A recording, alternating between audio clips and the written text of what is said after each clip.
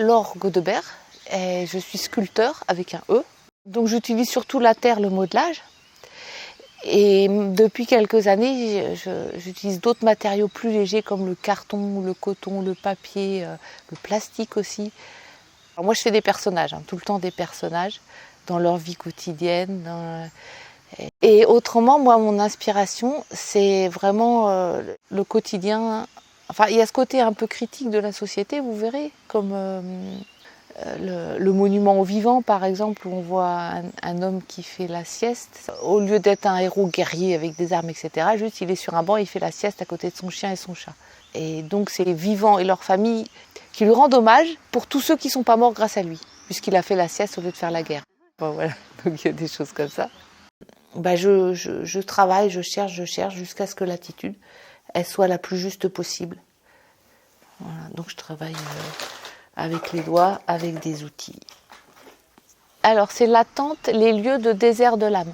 Je trouve que dans notre société, il y a plein de lieux où en fait il y a une espèce de vide, de désert de l'âme, on va dire, que ce soit les grands magasins, que ce soit par exemple les halls d'aéroport ou les lieux de salle d'attente. Les gens, il y a une promiscuité humaine et une solitude parfaite. En fait, les gens sont proches les uns des autres, mais complètement isolés.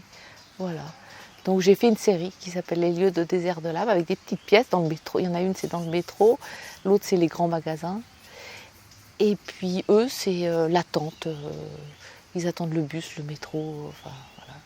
Et une chose que j'aime bien faire, c'est faire des résidences d'artistes dans d'autres pays et m'imprégner de cette vie et la reproduire en terre. Ça fait un petit peu comme des petits reporters. Moi, j'appelle ça des reporters, des petits reportages en terre. Je suis allée aussi en Égypte et en Grèce, où j'ai fait la moto. Par exemple, la famille grecque à moto, là, c'est vraiment des choses vues sur l'île de Poros, où j'ai des amis et où toute la famille sur la moto va à la plage, avec le café dans la main. Puis j'y arrive rarement du premier coup. Je fais, je défais, je refais. Faut la garder sous plastique ou la réhumidifier pour éviter que ça sèche trop vite. J'ai un père céramiste, donc j'en ai fait beaucoup depuis toute petite à la maison. Et puis après j'ai fait 2 écoles à Paris. Ouais, j'ai fait l'école Estienne et Olivier de Serres. Voilà. Plutôt que de rajouter de la terre, je mets mon doigt à l'intérieur. Voilà. Et je ramène la terre. Ou je pousse, ou je... Voilà, ça se travaille comme une peau. Après, je referme le trou. Ouais. Après, je ramène de la terre. En fait, c'est vraiment les techniques céramiques, vous voyez, c'est comme du colombin, quoi. Après, je vais rajouter un peu de terre comme ça. J'étire jusqu'à refermer. Voilà. Je vais travailler le profil, par exemple.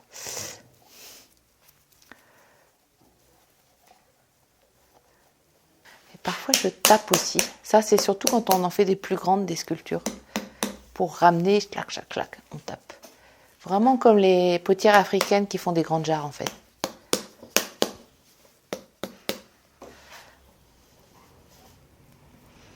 En fait, tout ça, c'est creux, ok ? Donc, je vais faire un cylindre en terre. Je mets une feuille de papier journal à l'intérieur. Alors, la feuille de papier journal, en fait, c'est pour qu'il n'y ait pas de bulle d'air, parce qu'il ne faut pas de bulle d'air dans la terre, sinon ça peut exploser. C'est pour qu'il y ait toujours un filet d'air qui puisse passer. Et puis, voilà, je donne la forme. Je suis partie des fesses, tout ça, du buste, et puis je suis montée en creux, là, en colombin, et puis pareil pour les jambes.